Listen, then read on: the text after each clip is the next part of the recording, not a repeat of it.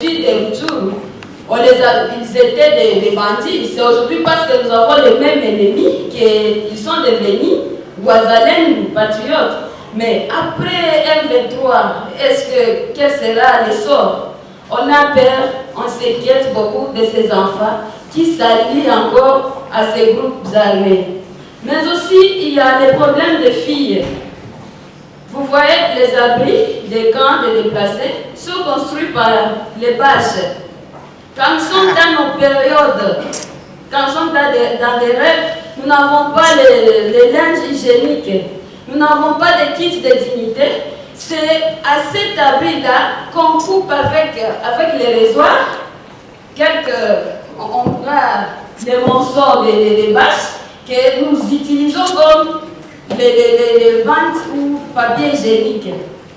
Ça fait mal pour les filles et les infections. Il n'y a pas encore les médicaments. Nous souffrons beaucoup.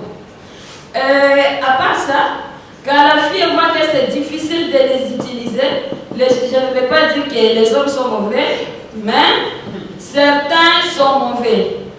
Ils profitent dans cette faiblesse. Il dit, bon, moi je vais vous acheter le cotex, mais je couche avec toi, je t'achète. J'accepte parce que je n'ai pas de moyens. J'accepte de coucher avec vous. J'ai 5 enfants, peut-être que je fais 2 jours sans manger. Les enfants veulent mourir à cause de la faim.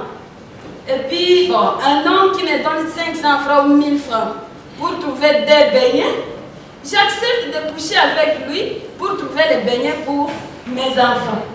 Alors, vous voyez cette situation, ce n'est pas facile de vivre dans les camps. Même si on dit qu'il y a les humanitaires qui arrivent, on peut venir, j'ai 5 enfants par exemple, on m'a même 2 cuvettes d'haricots. Je vais manger ça combien de temps? Ils vont revenir après encore 4 mois.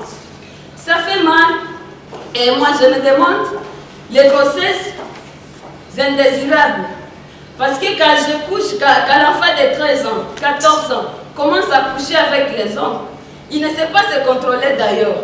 C'est une déplacée, elle est en difficulté. Il suffit de donner un beignet et un gobelet de lait parce qu'elle fait au moins 2 jours sans manger ou un jour. Elle couche avec un homme, elle trouve la grossesse. Et c'est un problème vraiment. Nous voyons que c'est grave, nous risquons de mourir. Tous. Et je me dis avec cette résolution 2250, en quoi est-ce que nous savons nous aider quand nous sommes dans les camps de déplacés?